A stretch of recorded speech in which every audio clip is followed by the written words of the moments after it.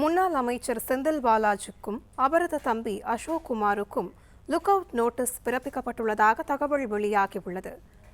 கூடுதல் தகவல்களை வழங்குவதற்காக செய்தியாளர் கதிரவன் இணைப்பில் உள்ளார். அவரிடம் பேசலாம். கதிரவன், முழுமையான விவரங்கள் என்ன பதிவு பண்ணலாம்?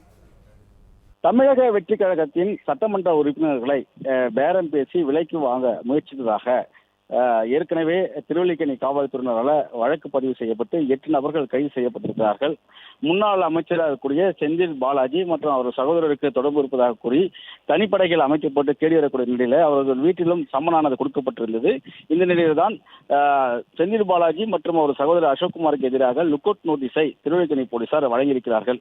8 நபர்கள் கைதான நிலையில மற்றவர்களை பிடிக்கக்கூடிய பணியில் ஈடுபட்டிருக்கூடிய நிலையில இந்த 2 நபர்கள் வெளிநாடுகளுக்கு தப்பி செல்லாத வகையில் இந்த லுக் அவுட் நோட்டீஸ் கொடுக்கப்பட்டிருப்பதாக தெரிவிக்கப்பட்டிருக்கிறது. குறிப்பா விசாரணைக்கு தேவைப்படும் நபர்களை வெளிநாடுகளுக்கு தப்பி செல்லாமல் இருக்கவும், அவர் வெளிநாடுகளிலிருந்து இந்தியா திரும்பும் போது அவரை கைது செய்யவும், அவரை பிடித்து விசாரணை செய்வதற்கு வகையாக இந்த லுக் அவுட் நோட்டீஸ்கள் பொதுவாக வழங்கப்படுவது வழக்கமானது ஒன்று. சிபிஐ, அமலாக்கத்துறை, வருமானத்துறை அதிகாரிகள், மாநில காவல்துறை அல்லது உள்துறை அமைச்சகம் போன்ற அங்கீகரிக்கப்பட்ட அதிகாரிகளால் இது வழங்கப்படுவது வழக்கமான ஒன்று. அதுபோல்தான் தற்போது திருவல்லிக்கேணி காவல்துறையினரும் வழங்கியிருக்கிறார்கள். விமான நிலையங்கள் மற்றும் கடற்துறைகளில் உள்ள குடியேற்ற அதிகாரிகளுக்கு இந்த சுற்றறிக்கை அனுப்பப்பட்டிருக்கிறது.